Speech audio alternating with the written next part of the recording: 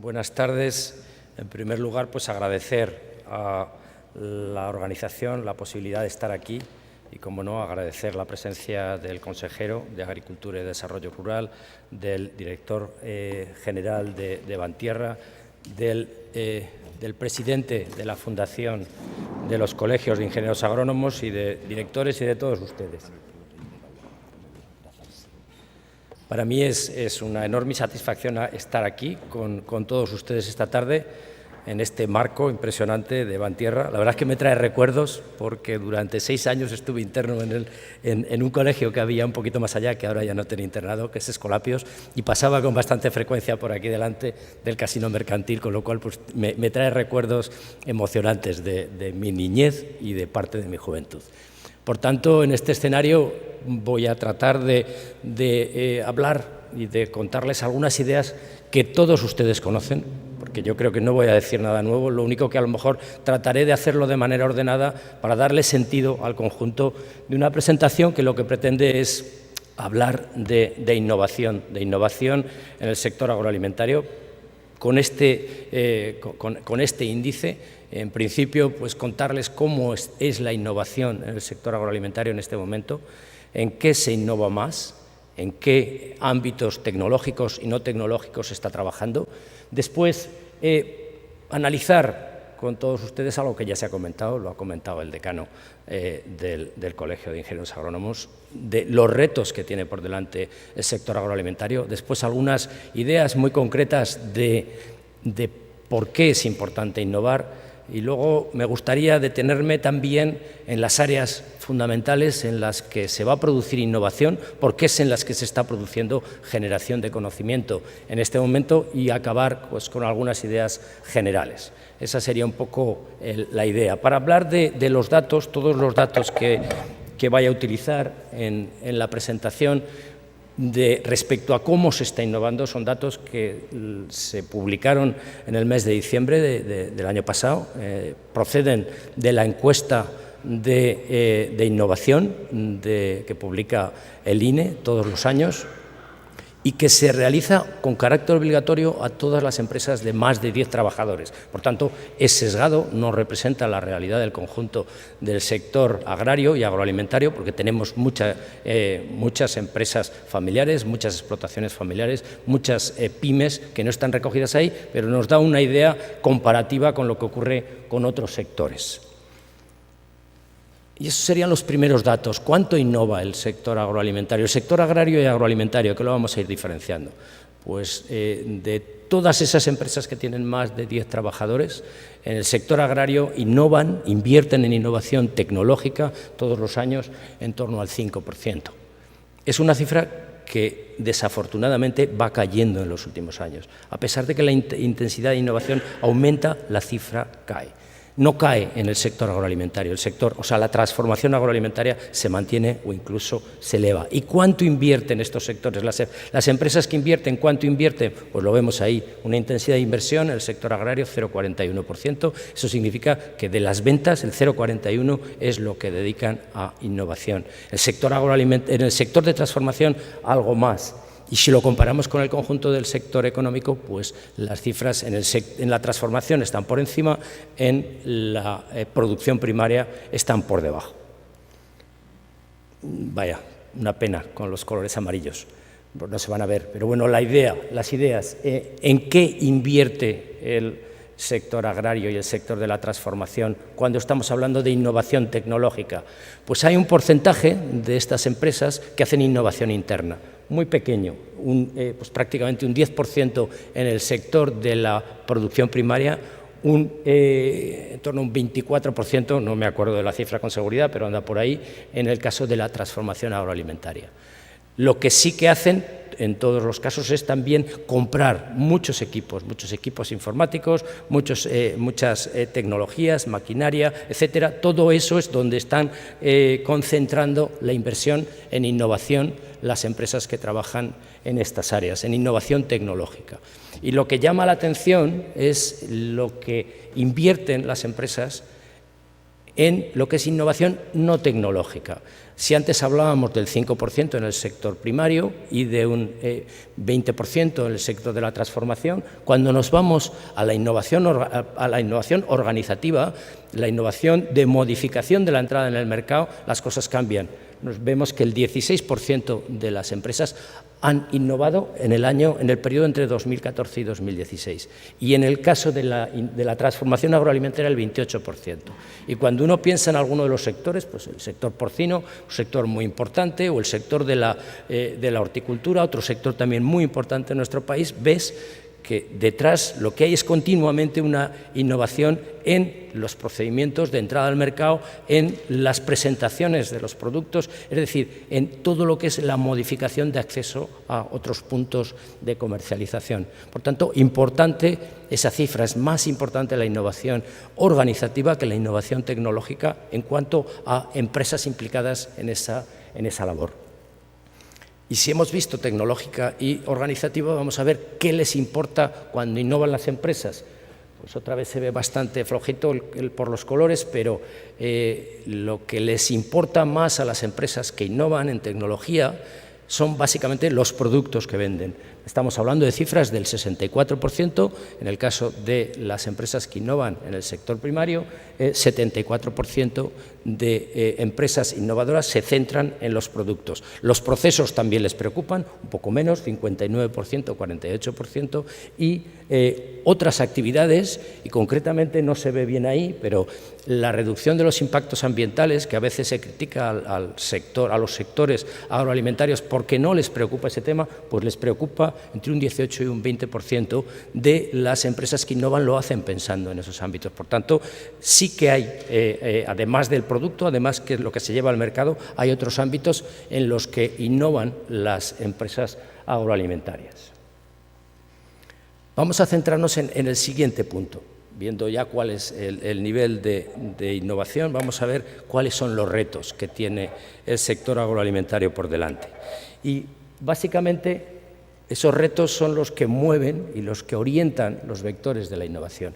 Y el primero de ellos es, sin ninguna duda, el mercado. Es el que condiciona pues, prácticamente toda la estrategia de inversión. El siguiente ámbito que también condiciona la inversión, la innovación, los cambios tecnológicos y organizativos es, otra vez se ve mal, lo siento, la sociedad. La sociedad, sus opiniones también condicionan.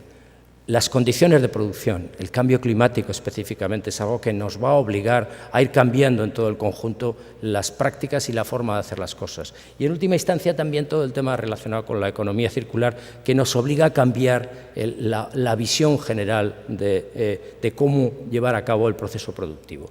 Dentro del mercado, pues básicamente la producción y los costes y los precios son un elemento fundamental. Y luego, cómo no, pues todo lo que es la diferenciación. Veremos un poquito más cada uno de estos puntos.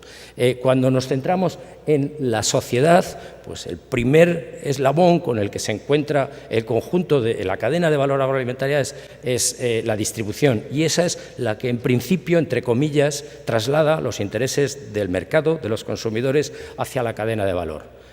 Y cuando hablamos de otro ámbito importante dentro de la sociedad, pues hay otros que también interpretan lo que la sociedad opina, decidiendo y orientando las políticas. Por tanto, las políticas también es otro de los elementos y de los vectores importantes de la innovación. Y luego esas políticas en unos casos se transforman, en otros no, en leyes, normativas generales que también condicionan la innovación. En el ámbito de las condiciones de producción del cambio climático, yo creo que está claro, todos tenemos en mente, es que las temperaturas, el agua y las horas frío es algo que va a condicionar el futuro. Y en la economía circular, cuando pensamos en la economía circular, pues hay que repensar cómo llevamos a cabo los procesos productivos y luego hay que poner en marcha alguna estrategia concreta para transformar todos esos productos de origen biológico, como es el caso utilizando la estrategia de bioeconomía. Vamos a ver algunos de estos puntos y nos centraremos en principio en el mercado y concretamente en la primera parte, los precios. No sé si se ve muy bien, pero esa es la evolución de los precios constantes desde el año 1850, precios de los productos agrarios desde 1850 hasta nuestros días. Y si comparan y si ven cuál ha sido la evolución, pues vemos que no cambia, que lo que tiende es ir a la baja. Por tanto, si esta es la tendencia, salvo algún producto, el vacuno, el cordero, parece que ha tenido algunos picos, pero en el resto, en general, los precios tienden a la baja. Y esa es la situación que vamos a vivir probablemente en el futuro, lo cual obliga a que uno de los vectores importantes de la innovación van a ser los costes de producción, porque en un mercado en el que bajan los precios, lógicamente los costes tienen que bajar. Un elemento importante, la demanda. ¿Cómo se comporta la demanda? Estos son unos cuadros de cómo evoluciona la demanda en función de la renta per cápita. Estamos en un mercado global, entonces en un mercado global vamos a empezar por la derecha, el consumo de calorías, pues cuando aumenta la renta per cápita, aumenta rápidamente el consumo, pero llega un momento en que ese consumo se estabiliza, por tanto ya no se consumen más calorías por más que incremente la renta. Se incrementa el consumo de calorías, las que se llaman calorías vacías, el azúcar, el alcohol, el aceite, todo eso se sigue incrementando con la renta per cápita. Lo que se sigue incrementando es el consumo de proteínas. El consumo de proteínas va aumentando prácticamente sin llegar a estabilizarse con el incremento de renta. Esto nos da una idea de cómo se va a comportar la demanda de productos agroalimentarios en el mundo, en un mundo globalizado, en los próximos años. Está claro que los países que están más oscuros y los de grises porque no tienen datos, en esos países donde destinan a la compra de alimentos pues más del 40-45% de sus rentas, de sus ingresos, pues en esos países la demanda va a seguir creciendo y va a seguir creciendo en función del precio de la oferta, del precio de la oferta y de la capacidad de compra que tengan las familias. Sin embargo, en estos otros países, donde está pues, prácticamente toda Europa, Norteamérica, Australia, Nueva Zelanda, en todos estos países donde ya destinamos pues, entre un 5, un 10, 12, 14% de nuestra renta a compra, adquisición de productos alimentarios, ahí ya el incrementar la renta no va a significar un aumento del consumo, vamos a iniciar otro tipo de tendencias de consumos y esto también va a orientar, sin ninguna duda, la innovación. Si nos vamos a lo que opinan pues, los clubes que se dedican a analizar cuáles son las tendencias del consumo en este momento, son datos del 2017, pues lo que vemos es que hay un elemento importante que es el tema de la salud. Sin ninguna duda, la salud es una de las mayores tendencias o uno de los grandes elementos que hacen modificar la demanda en los países en los que hay una renta alta o en aquellas partes de la población de países que tienen una renta inferior con capacidad importante de compra. La salud es un elemento importante.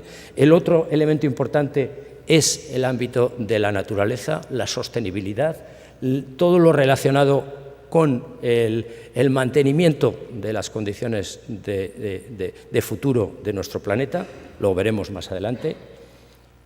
Otros elementos que empiezan a tener cada vez más importancia es todo lo que es la seguridad que tiene el consumidor en toda la cadena de valor que tiene detrás del producto y en cómo se hacen las cosas, cómo se comercializa, pues temas relacionados con la transparencia y con el comercio justo son otra tendencia importante. Otra sería todo lo relacionado, una mezcla entre salud y sostenibilidad. Ahí entra todo el grupo de las nuevas proteínas, el veganismo, el vegetarianismo, el consumo de semillas específicas diferentes a lo que ha sido tradicional o la nutrición personalizada o los superalimentos asociados a veces a ese tipo de semillas, es otra tendencia. Y en última instancia otros dos grandes grupos de tendencias serían la nostalgia por el sabor que en algún momento encontré y ahora no lo tengo, o bien la sofisticación, el responder a sentirse diferente a la hora de comprar, de elaborar o de consumir. Y eso nos lleva pues, a productos muy especializados. Serían las grandes tendencias. Y todas estas ideas, al final, que marcan las tendencias, tienen detrás su justificación. Y tres pequeños datos para explicar algunas de estas tendencias. Por ejemplo, cuando vemos la tendencia hacia el vegetarianismo o hacia el veganismo, pues detrás hay estudios de publicaciones científicas que, por ejemplo, enmarcan una reducción en las emisiones de gases de efecto invernadero cuando el consumo se orienta hacia esas tendencias. Si lo medimos en necesidad de superficie de tierra para alimentar al conjunto del mundo en 2030, 2035, pues también se ve que esas nuevas tendencias también se pueden satisfacer o se satisfarían sin necesidad de tanta tierra disponible. Y ya, si lo ligamos al tema de salud, pues todavía vuelve a ser más evidente.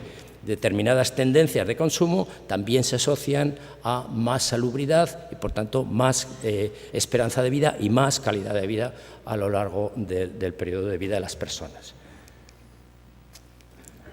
Si lo concretamos un poco para Europa, pues he traído una representación de un estudio que se ha publicado el año pasado. Es un estudio que es una encuesta realizada sobre algo más de 2.500 personas en Alemania, Bélgica, Holanda y Reino Unido, para tratar de identificar cuáles son las tendencias del mercado al que la producción agroalimentaria española destina el mayor porcentaje de su comercio exterior, que es ese mercado de Centro Europa. Y ahí se ha tratado de agrupar en torno a los grandes vectores de la innovación.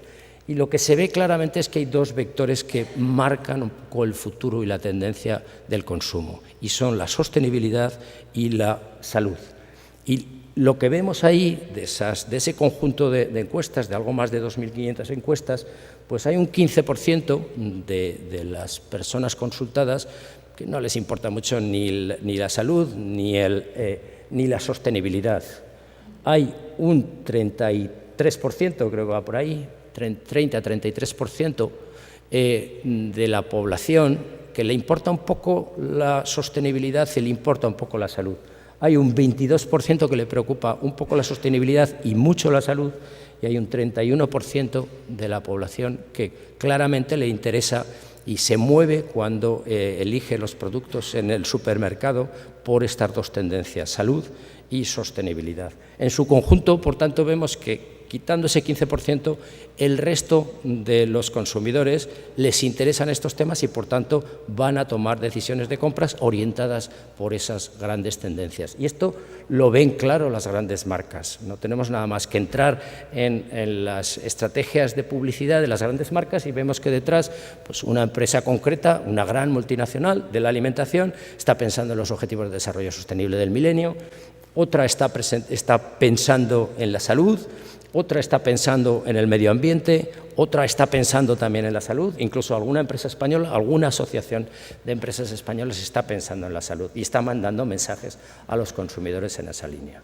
Por tanto, claramente son tendencias que van a marcar el futuro y que van a exigir innovar por esa línea.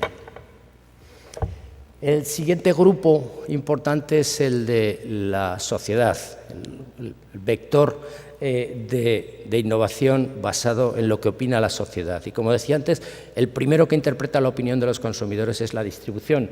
Y ahí aparecen algunos datos del World Kantar del año pasado, de la distribución en España, donde se ve un poco cuáles son las principales empresas de distribución española, y lo que se ve también es que van creciendo año a año. Y como decía un reporte de esa cita que aparece ahí, de Forbes, del año pasado, no solo aquí, sino en todo el mundo más desarrollado, estas empresas van desplazando poco a poco a los sistemas de distribución tradicionales, porque trabajan fundamentalmente con la idea de precio, calidad y conveniencia, pero no solo eso, sino que además saben perfectamente cómo comunicar a los consumidores lo que tienen que comprar en cada momento. Por tanto, saben aproximarse y, utilizando las vías tradicionales o las vías nuevas del comercio electrónico, poco a poco van desplazando y van ocupando un mayor porcentaje del consumidor. Y eso, en definitiva, hace que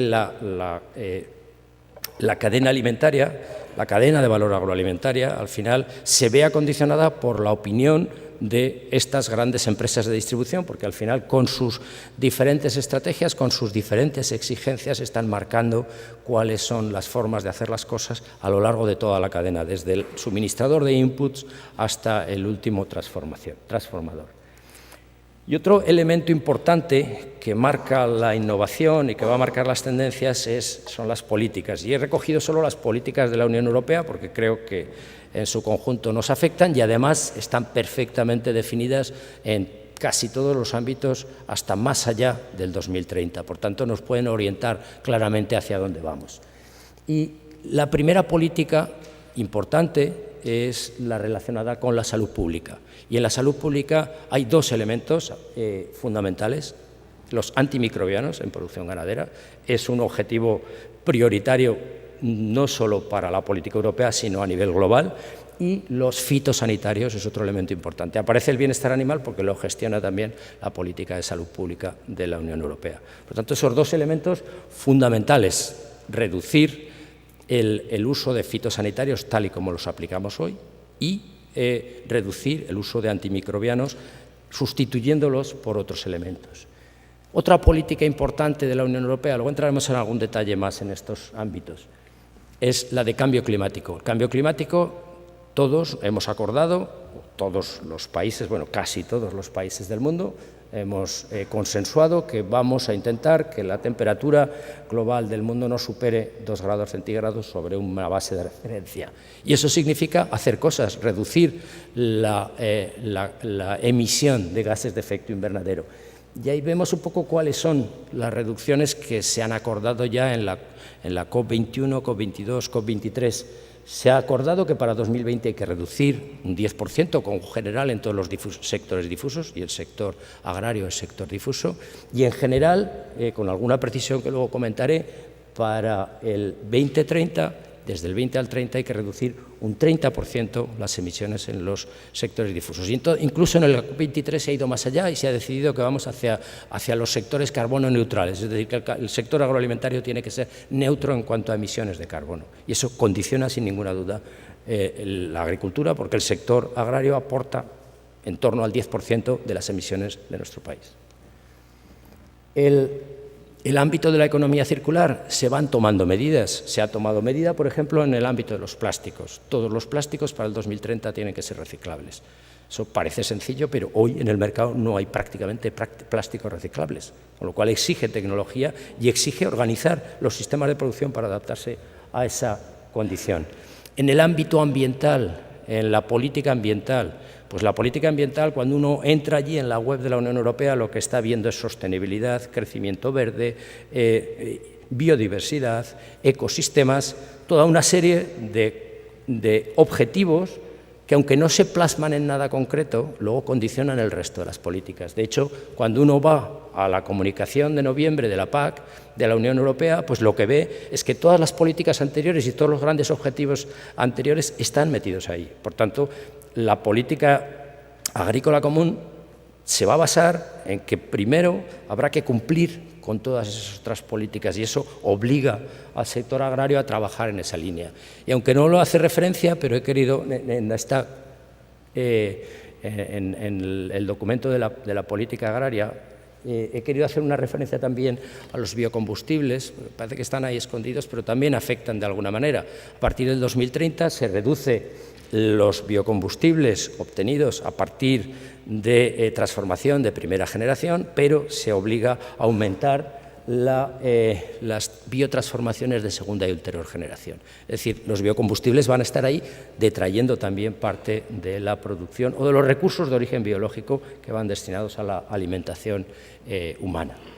Por tanto, estos elementos son importantes y si ya particularizamos en algún caso concreto, pues si nos vamos a las resistencias bacterianas, cuando analizas cómo poder abordar las resistencias bacterianas, no es una cuestión de aplicar un producto o quitar otro, no, es una cuestión integral. La aproximación para reducir las resistencias obliga a trabajar en manejo, obliga a trabajar en alimentación, obliga a trabajar en microbiota, obliga a trabajar en mejora genética. Es un pool conjunto de tecnologías en las cuales hay que avanzar conjuntamente. Si nos vamos a otro ámbito, al de los fitosanitarios que están pues, muy condicionados por la opinión pública, pues evidentemente tendremos que seguir trabajando en las aproximaciones de la evaluación ambiental de los productos, pero también tendremos que seguir trabajando en la reducción de las dosis, haciendo más eficaz, más eficiente la utilización de fitosanitarios, que en algunos casos hace que solo se apliquen directamente al punto donde son necesarios y donde son eficaces, pues un 10% de la cantidad que se libera desde la máquina aplicadora. Por tanto, otras estrategias como el control integrado o nuevas moléculas van a ser importantes. De nuevo, otra vez, una aproximación multidisciplinar. No solo va a resolver con una línea concreta, se va a resolver con muchas tecnologías diferentes. En los fertilizantes, vemos que más o menos venimos utilizando a nivel de la Unión Europea una misma cantidad de fertilizantes, con a lo mejor no demasiada eficiencia por lo que dicen las cifras generales, con una pérdida importante de lo que estamos aplicando. En España, aunque no consumamos excesivamente una excesiva cantidad, pero estamos en nivel de Polonia o en nivel de Reino Unido en cuanto a fertilizantes. Pero lo que sí que está claro son las políticas de la Unión Europea en materia de fertilizantes. Y la política de los fertilizantes viene dada por la Directiva de Nitratos o por la Directiva Marco de Aguas, viene por los compromisos de la COP21, 22, 23, con las emisiones de los óxidos de nitrógeno, con la Directiva Techos y la contaminación atmosférica a largas distancias. En principio uno dice, eso está muy lejos. Bueno, pues el Real Decreto de Purines, que se ha publicado hace un mes y pico, viene obligado precisamente por eso, porque estamos emitiendo mucho amoníaco y ese amoníaco tiene consecuencias a largas distancias y se nos obliga desde la Unión Europea a adoptar medidas en esa línea. La PAC también va en la misma línea y luego la política de la Red Natura. En definitiva, al final también en los fertilizantes hay una nueva regulación que ya se está trabajando y si vemos ahí, pues hay dos elementos fundamentales. La incorporación de los fertilizantes orgánicos, trabajar de otra manera con los fertilizantes orgánicos y además ajustar muchísimo más la dosis, ser mucho más precisos en la cantidad que estamos aplicando para ser más eficientes y evitar más pérdidas.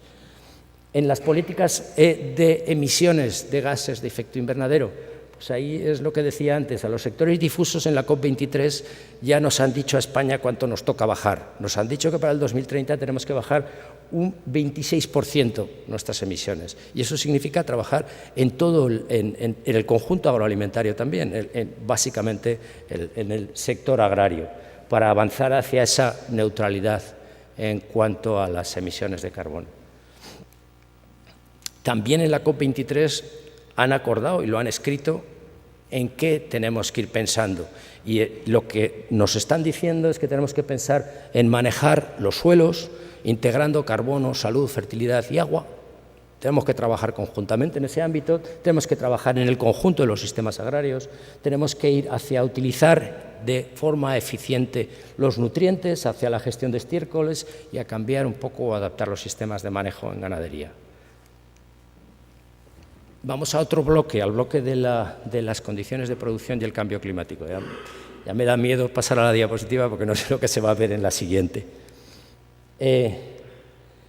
Todos creo que tenemos claro los riesgos que supone el cambio climático, pero si nos vamos a los modelos lo que nos dicen, si nos ponemos en el peor de los escenarios, nos dicen que podemos incrementar pues, para mediados finales de este siglo entre 3 y 4 grados, la temperatura media en nuestro país y reducir la pluviometría en torno a un 20-25%.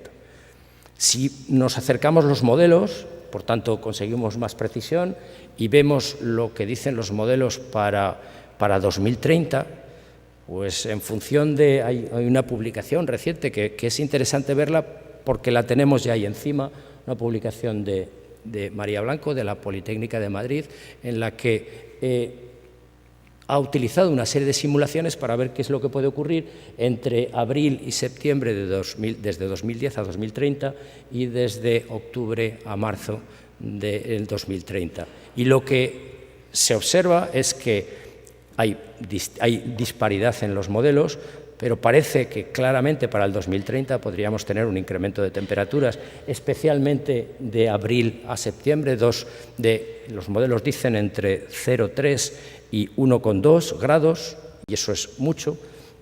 En el otro periodo del año, en la otra mitad del año, las temperaturas no subirían tanto, y lo que tenemos son, en cuanto a pluviometría, reducciones en su conjunto de la pluviometría, especialmente en los meses de abril a septiembre, no tanto en los meses de marzo a octubre. Yo creo que no se ve muy bien, pero eso sería lo que más o menos vienen a decir los modelos. También es cierto que alguno de los modelos, aunque no se ve por ahí, lo que orienta es a que parte de la península tendríamos más pluviometría, especialmente en esa época de invierno.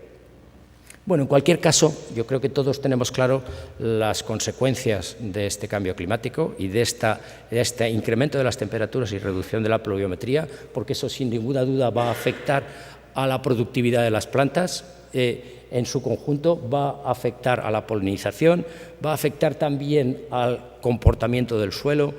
Se va en algunas especies a producir una fertilización carbónica por el incremento de la concentración, pero a la vez va a haber una pérdida de la proteína acumulada en las plantas, en los granos, en los pastos, y eso tiene sus consecuencias también. Va a haber más riesgo de enfermedades y va a exigir necesariamente cambiar las prácticas de producción. Esa es una gráfica de esas mismas simulaciones que decíamos antes para el 2030, de cómo pueden evolucionar con respecto a 2010 las productividades. Y vemos que hay especies como el trigo o como la cebada, en las que previsiblemente, como consecuencia de esa fertilización carbónica y de esa mejor eficiencia de la utilización del agua, puede haber incrementos de producción, pero otras especies, pues como el maíz o como las patatas, pues podemos tener pérdidas importantes en la producción comparado 2030 con respecto a 2010.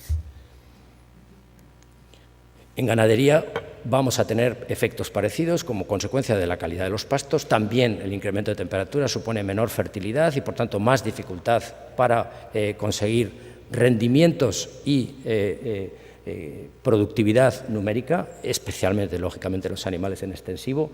Y, por tanto, en ambos casos también está muy claro cuál es la línea de trabajo a la hora de adaptar la agricultura, trabajar con variedades, trabajar la gestión del agua, trabajar distinto manejo de las explotaciones, con rotaciones, con alternancia ganadería-agricultura, con otro abordaje diferente del control de las plagas y malas hierbas y, sobre todo, jugando de forma importante con la gestión del agua en el conjunto del sistema.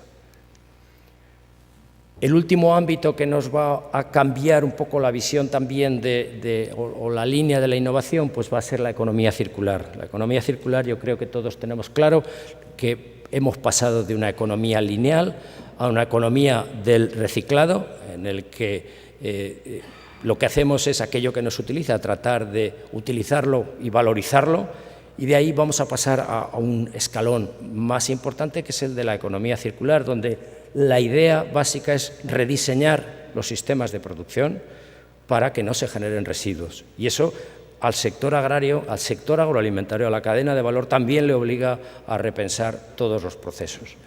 Y sin ninguna duda para eso hace falta mucha conciencia social, modificando las pautas de consumo, hace falta mucha tecnología, que no se ve, del ecodiseño y eficiencia y sostenibilidad, y hace falta también políticas. Pero las políticas ya vemos que la Unión Europea las empieza a poner en marcha. Por tanto, está claro que es otra de las líneas importantes, otro de los vectores de la innovación en los próximos años, con el complemento de la bioeconomía para utilizar de forma eficiente y sostenible todos los recursos biológicos, transformarlos no solo en alimentos, como ha sido tradicional, sino en otro tipo de productos que llegan al mercado. Bien, nos vamos al tercer punto que yo quería comentar, que va a ser muy rápido, el relacionado con la innovación como herramienta de competitividad. Yo creo que eso lo tenemos todos claro, que cuando una empresa quiere mejorar su posición competitiva, cualquiera que sea el tipo de producto que lleve al mercado puede trabajar en costes, puede trabajar en diferenciación, en marketing o en reorganización de su sistema productivo, y para eso necesita, sin ninguna duda, innovar. Eso lo dicen los productores cuando tienen que hablar en su conjunto de trabajar en diferentes ámbitos de forma sistemática. En una encuesta que se hacía en el sector hortícola ya hace unos años, pues de los 4 puntos que los productores, 66 productores hortícolas, básicamente de la zona de invernaderos de Almería, los 4 elementos más importantes para mejorar la competitividad que ellos identificaban eran elementos relacionados con la innovación y con la entrada de nuevos productos en el mercado. Y eso se ve en la encuesta que comentaba antes, en la encuesta de innovación. Aquellas empresas que son innovadoras, aunque no innoven en productos, son capaces de incrementar, duplicar la cifra de su negocio ligada a nuevos productos que entran al mercado. Eso se ve en las cifras. Vista poco la necesidad de innovación, vamos a tratar de hacer referencias a cuáles pueden ser las líneas de innovación en el futuro, en el sector agroalimentario y específicamente en la agricultura. Y, lógicamente, serán aquellas en las que se generen conocimientos. ¿Y dónde se van a generar más conocimientos? Pues fundamentalmente en 3 áreas. La primera es todo lo que englobaría las ciencias de la vida. Va a haber, sin ninguna duda, mucho conocimiento y detrás de ahí puede haber innovación. Todo lo relacionado con la ingeniería, llamado de forma integral a todo aquello relacionado con la automatización, la robótica, las tecnologías de la información y la comunicación, etcétera. Y luego hay otro elemento importante que creo que es, desde mi punto de vista, un elemento integrador de gran trascendencia también, que es el utilizar las herramientas de apoyo a la toma de decisión por parte de los consultores, por parte de los propios productores, para desarrollar la agricultura de precisión. Esos van a ser los 3 elementos que en el futuro, en los próximos años, van a ser las vías de generación de innovación en el conjunto de nuestro sector. Vamos a empezar con el primero, con las ciencias de la vida. Y el primer ámbito es el del material genético, material vegetal, material animal, material microbiano. Tradicionalmente todos tenemos claro lo que se ha hecho para obtener nuevo material. Primero se genera variabilidad, después se selecciona lo mejor y luego se cruza para adaptarnos al mercado. Pero ahora es que tenemos muchas más herramientas. Eso es una foto de un secuenciador masivo que te es capaz de generar 100 gigas en 24 horas, es decir, de secuenciar un montón de genomas, y eso evidentemente no lo podemos desperdiciar. Y hay una serie de herramientas que están detrás y que van a generar muchas posibilidades en el futuro. Las herramientas se basan todas en la secuenciación de genomas, en conocer exactamente qué hace cada gen en las especies que nos interesan y especialmente en aquellas variedades, en aquellos ecotipos, en aquellas razas en las que vemos que hay una diferenciación favorable. La secuenciación genómica y de todas las otras ómicas que van detrás y la bioinformática nos van a dar muchísima información, pero esa información luego la tenemos que utilizar con otras herramientas. La primera herramienta que conocemos tradicionalmente es la incorporación de genes dentro de la estructura del genoma de una especie, la que sea, ya sea con mecanismos clásicos de OGMs o con otros, pues con la agroinfiltración o con los cruzamientos reversos o con otra serie de herramientas que existen ahí. Y otra gran herramienta que recientemente se está poniendo sobre la mesa y se está utilizando de forma masiva, que es la edición de genes. Es cortar, una vez que sabemos qué gen produce cada carácter, a partir de ahí, viendo la variabilidad en ese gen y viendo el carácter que nos interesa más dentro de los que producen ese gen, es cuestión de cortar y utilizar un molde para hacer una copia de lo que a nosotros nos interesa de ese gen. Y la edición de genes es algo que con el CRISPR-Cas está a la orden del día. Y algunas administraciones, por ejemplo la FDA, ha considerado que CRISPR-Cas no es modificación genética. En este momento en Estados Unidos se puede comercializar un champiñón que no se pardea con el tiempo, que se ha generado a través de una tecnología de CRISPR-Cas. ¿Por qué? Pues porque no hay incorporación de genes nuevos, simplemente hay pues cortar una letra y poner otra, con un molde que ya previamente también se ha introducido, con la garantía además de que no se van a producir nuevas copias con las tecnologías que se están desarrollando. Luego hay otras herramientas, todo el tema de la epigenética, las metilaciones y, ¿por qué no?, las otras técnicas de la creación de nuevos genes. Recientemente escuchaba un ejemplo de cómo luchar frente a las resistencias bacterianas a través de meter virus que se han hecho por síntesis, biología de síntesis. Bueno, pues son herramientas que están ahí y que no nos podemos permitir el lujo de perderlas, porque en otros países que son competidores nuestros las van a utilizar. Evidentemente, con todos los controles que haga falta, con transparencia absoluta, pero con las herramientas para poder utilizarlas en Europa como en el resto de los países. Hay otros elementos también de tremenda importancia, todo el conocimiento de los sistemas microbianos, las poblaciones microbianas que conviven en nuestro entorno. En primer lugar, en el suelo. Trabajando con los sistemas microbianos del suelo vamos a poder mejorar fertilidad, capacidad de retención de agua, al final ser más eficientes con lo que estamos aplicando. En los animales, en el digestivo de los animales de granja, exactamente igual, podemos trabajar en la salud, en la eficiencia de los alimentos. Es algo que es un campo nuevo que no conocíamos y que de repente se nos abre con todas las posibilidades de la bioinformática y de la secuenciación masiva. En la industria alimentaria exactamente igual, o incluso en la salud humana, que no nos interesa tanto. Por tanto, sistemas microbianos, otro elemento fundamental. Todo el mundo relacionado con la ecología, se está generando mucho conocimiento en la ecología y el comportamiento de las distintas especies dentro de los diferentes ecosistemas. Cómo proteger la biodiversidad a través de esos nuevos conocimientos, cómo establecer nuevos métodos de producción agroecológica, es algo que lo vamos a tener disponible en nuestros sistemas productivos porque se está generando conocimiento en ese ámbito. También en el de la fisiología, la nutrición, la protección de plagas y enfermedades, malas hierbas, etcétera. No me voy a extender mucho porque ya me voy acercando a la hora. El siguiente bloque importante de conocimiento que se está generando en este momento, todo lo relacionado con la ingeniería. Yo creo que todos somos conscientes del avance que se produce en la mecanización, y eso pues lo vemos en la feria sin preguntar, simplemente viendo por allí, por alrededor, pero ya si preguntas un poco más, pues te van informando de que detrás de cada una de esas máquinas hay más cosas. Hay ya sustitución de trabajo de las personas, de ese trabajo sistemático y ese trabajo repetitivo, pues se puede sustituir por máquinas, y hay máquinas que hacen prácticamente pues todo lo que desde una máquina de ordeño hasta un sistema de injertos te lo pueden hacer las máquinas. Ya hay máquinas que lo están haciendo.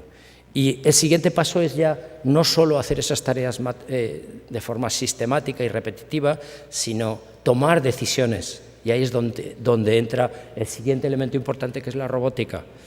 Esa fotografía que se ve ahí es una fotografía de un equipo que lo que hace es fenotipar.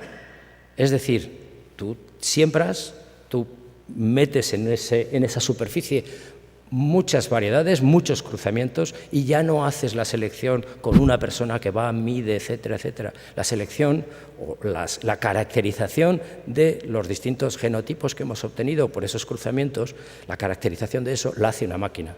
Y eso es una máquina que está en Estados Unidos, pero hay otra máquina exactamente igual en el INRA en Francia y otra máquina exactamente igual en Alemania. Por tanto, esos procesos que hasta ahora requerían mucha actividad, esos se están mecanizando, no, se están robotizando. Detrás de ahí ya hay sistemas de capacidad de tomar decisiones.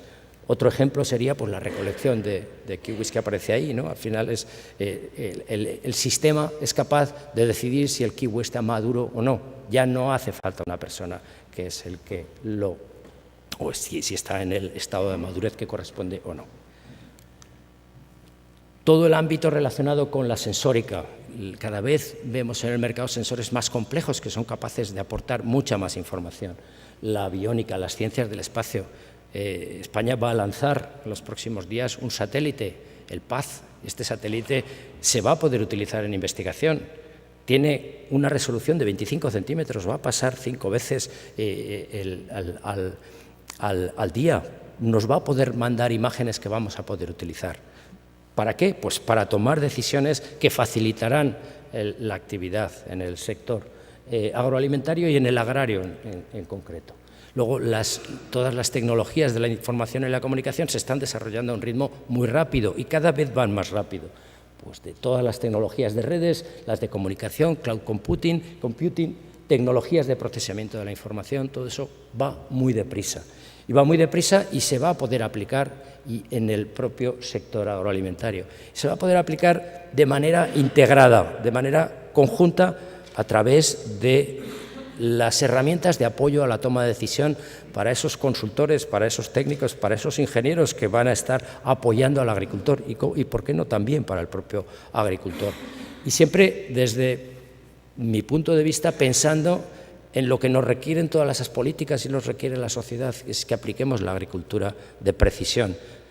La agricultura de precisión, yo creo que aquí tenemos claros todos que consiste en aplicar la menor cantidad de producto en el momento que es estrictamente necesario y cuando va a ser más eficiente. Pues bien, eso nos van a ayudar estos sistemas de control global que nos van a permitir, bueno, algunas definiciones de lo que es agricultura de precisión, con distintos autores y con algunos de los puntos importantes a tener en cuenta en la agricultura de precisión. Cada definición tiene una visión diferente, pero la idea es hacer más rentable el proceso productivo, obtener más calidad, reducir la cantidad de inputs, por tanto, más eficiente, menos impacto ambiental y al final aplicar la decisión al punto exacto no solo de parcela, sino ámbito concreto dentro de una parcela para hacerlo eficiente hasta el nivel preciso del punto en el que se aplica en cada momento cada producto. Y para hacer esa realidad, esa agricultura de precisión y esas herramientas de apoyo a la toma de decisión, pues evidentemente hacen falta muchos datos que serán internos, que vienen de los sensores, del suelo, de las plantas, de los animales, de la cadena de producción o de las mezclas de productos. A lo largo de toda la cadena de valor vamos a tener sensores cada vez más específicos y que van a dar datos, igual que las imágenes internas de la propia explotación, que pueden venir de puntos fijos, de las máquinas, de los vehículos autónomos. Ya hay ejemplos de esos vehículos autónomos, de la maquinaria, de los drones. Todo eso nos va a mandar imágenes. También registros en si uno va a la feria y pregunta en la maquinaria y en los distintos equipos, todos tienen sensores suficientes para darte un montón de información de qué es lo que están haciendo. Por tanto, esos registros de máquinas, aperos, equipos, pivotes, de todos esos sitios van a lanzar información. Todo esto dentro de la explotación. Si nos vamos fuera de la explotación, datos climáticos, datos de satélites, datos de clientes, de mercados, de la propia cadena de valor. Con el Internet de las cosas, al final, en todos los puntos podemos tener puntos que nos emiten información. Lógicamente, la dificultad es agrupar, acumular toda esa información, y eso es lo que nos van a permitir estas herramientas de apoyo a la toma de decisión. Llevar todos esos datos a un punto y en ese punto modelizar con respecto a lo que queremos obtener. Y lo que queremos obtener dependerá de la cantidad de datos que tengamos. Cuanto más datos vayamos acumulando, más precisos podremos ser en los objetivos de nuestra toma de decisiones. Y así, al final, para hacerle llegar un mensaje al agricultor que le dirá: a partir de ahí yo te recomiendo que hagas esto, lo otro, que compres, que vendas, que llevas al mercado. La decisión es tuya, pero yo ya te lo he recomendado. Un poco la idea de estas herramientas de toma de decisión es coger muchos datos, lógicamente cuantos más mejor, con un soporte técnico importante, conociendo los sistemas de producción, conociendo en este caso la agricultura, la ganadería, el conjunto del sector agroalimentario, y con modelos matemáticos, con tecnologías de análisis, con algoritmos, al final analizarlos para dar información. Y esa información pues, nos va a permitir pasar desde una analítica descriptiva a una siguiente fase, que va a ser la analítica predictiva, y a otra siguiente, que es donde nos van a llevar las herramientas de toma de decisión, que es la analítica prospectiva, que no... ya lo he perdido. prescriptiva, perdón. Un ejemplo de este proceso. A mí cuando me lo contaron me resultó bastante interesante y por eso lo voy a trasladar. Y más estando en una sede de un banco como estamos. En los cajeros de los bancos, hace 10 años, cuando tenían que poner dinero el fin de semana, pues era una decisión que tomaba el director de la oficina, quien fuese, decía, yo intuyo que este fin de semana van a retirar de aquí 1.000 euros, ponía 1.000 euros. Si se equivocaba, se le bajaba la cifra de negocio, si se equivocaba por haberse quedado corto. Si decidía el fin de semana siguiente para compensar poner 10.000 euros, a lo mejor tenía inmovilizados 9.000 euros allí. Por tanto, estaba perdiendo dinero el banco. A partir del análisis de datos, pasaron a la siguiente fase, que es la predictiva, es decir, y esto está funcionando hoy ya, lógicamente. Es decir, yo te recomiendo que pongas para este año, para esta semana o para este fin de semana 2.000 euros. Y eso les permitió a los bancos acercarse más a la cantidad que realmente se extraía de cada cajero.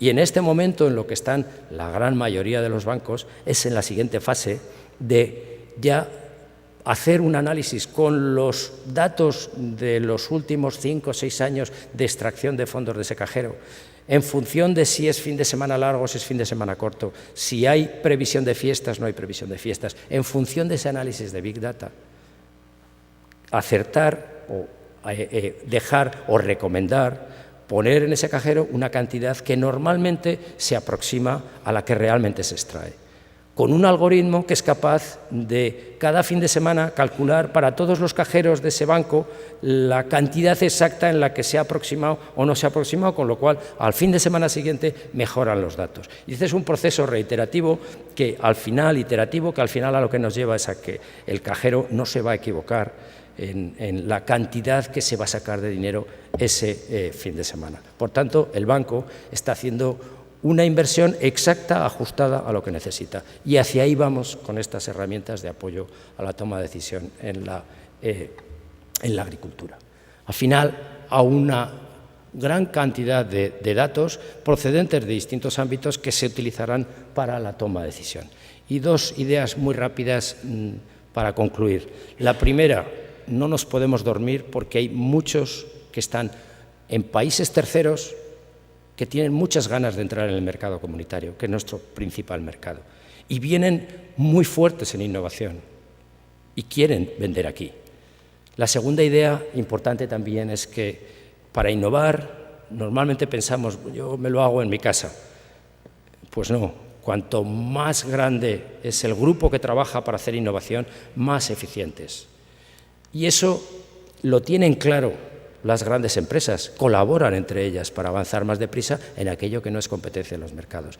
Y sin embargo, cuando nos vamos hacia las pymes y hacia las explotaciones familiares, nos cuesta horrores trabajar juntos. Y es algo que tenemos que cambiar, no somos competencia. La competencia la tenemos mucho más lejos de nuestras fronteras. Por tanto, trabajar conjuntamente. Buscar alianzas y además utilizar las convocatorias públicas.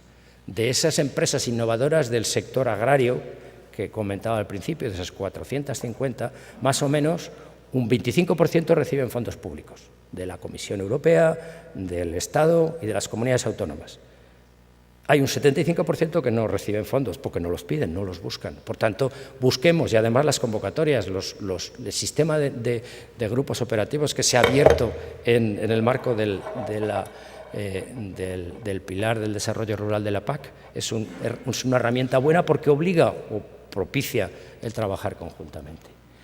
Y luego, otro elemento importante, participar en los foros de discusión, trabajar, discutir, porque al final la innovación no se ve ahí, pero básicamente va a venir de la combinación de 3 elementos. De la combinación del mundo científico que genera ideas que a veces no son exactamente aplicables.